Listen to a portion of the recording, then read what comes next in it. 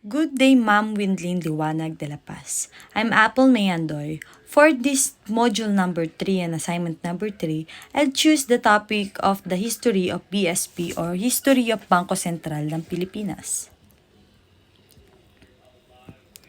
In the year 1900s, Act Number 52 was passed by the first Philippine Commission placing all banks under the Bureau of Treasury. The insular treasurer was authorized to supervise and examine banks and banking activities. In February of 1929, the Bureau of Banking under the Department of Finance took over the task banking supervision.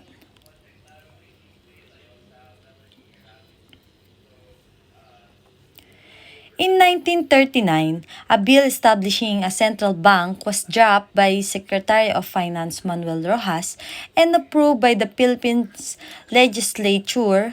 However, the bill was returned by the U.S. government without action to the Commonwealth government.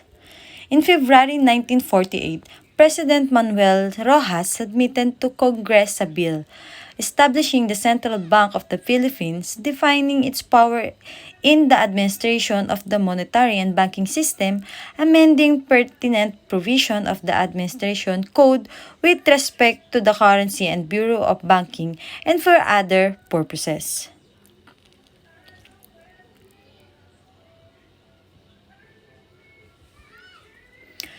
In June 15, 1948, the bill was signed into law as Republic Number 265, the Central Bank Act, by President Elpidio Quirino.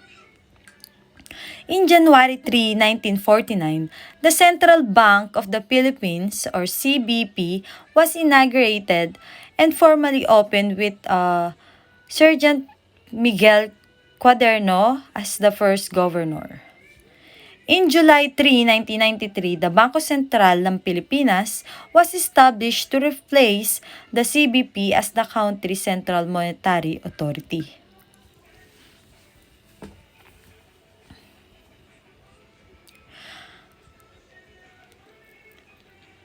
Banko Sentral ng Pilipinas. BSP is the Central Bank of the Republic of the Philippines. It was established on July 3, 1993, pursuant to the provision of the 1987 Philippines Constitution and the new Central Bank Act of 1993. The BSP took over from the Central Bank of the Philippines, which was established on January 3, 1949, as the country's central.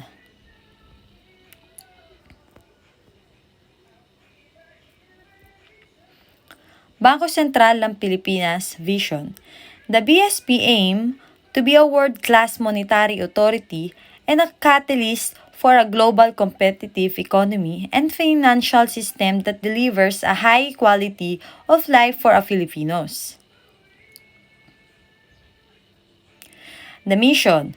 BSP is committed to promote and maintain price stability and provide proactive leadership in bringing about a strong financial system conducive to a balanced and sustainable growth of the economy. Towards this end, it shall conduct sound monetary policy and effective supervision over financial institutions under its jurisdiction.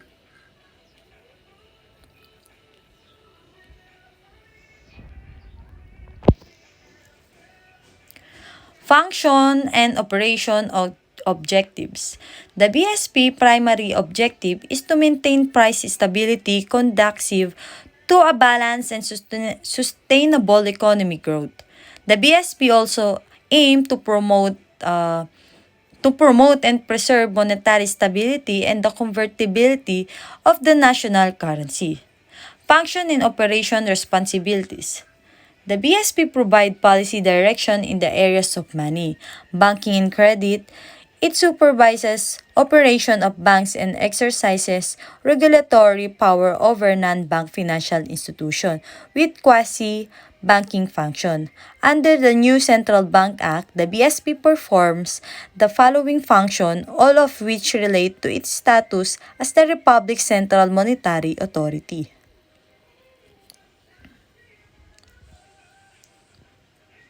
Function and operation liquidity management.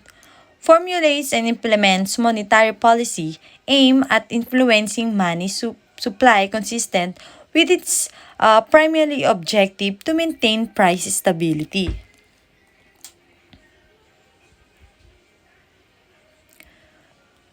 Current issue has the exclusive power to issue the national currency.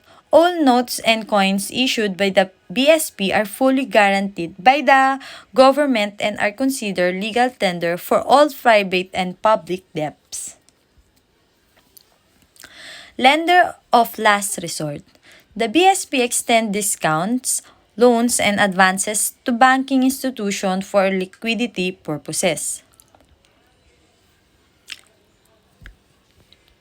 Financial supervision. The BSP supervises banks and exercises regulatory powers over non-bank institutions performing quasi-banking functions.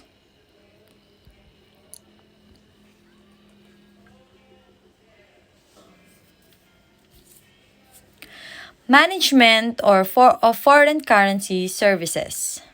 The BSP seeks to maintain sufficient international reserves to meet any foreseeable net demands for foreign currency in order to preserve the international stability and convertibility of the Philippine peso.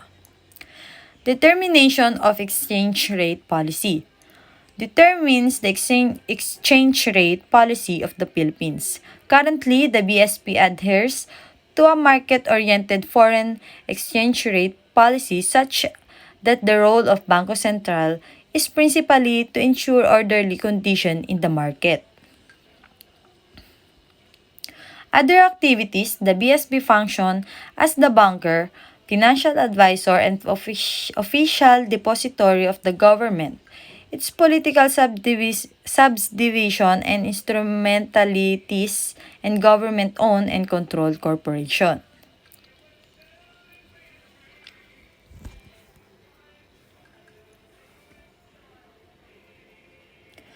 Governance of the banks, the Monetary Board, exercises the power and function of the BSP such as the conduct of monetary policy and supervision of the financial system.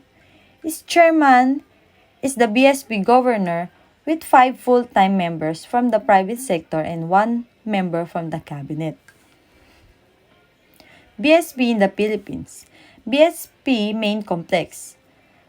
BSP Main Complex, the Manila houses the offices of the governor, the monetary board, and the different operating department offices. The complex has several buildings, namely 5-story building, multi-story building, the EDPC building, and the BSP Money Museum, which showcase the bank collection of the currency. BSP Security Plant Complex. The Security Plant Complex, which is located in Quezon City, houses a banknote printing plant, a security printing plant, a mint and a gold refinery. The banknote printing plant and the mint take care of producing currency notes and coins respectively. The BSP has the 3 regional offices performing cash operations, cash administration, loan and discounting, bank supervision, and gold buying operation.